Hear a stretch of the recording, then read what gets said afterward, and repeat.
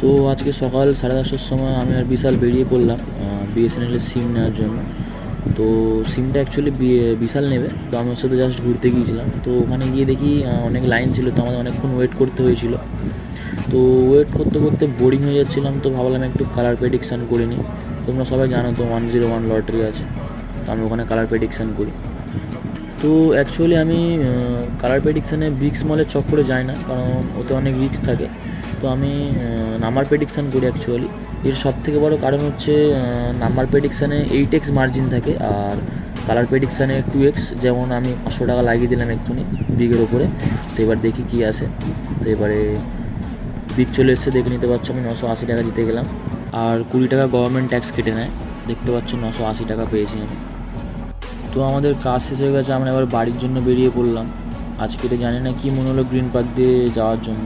Green পার্কে এসে দেখি না জল থই থই করছে।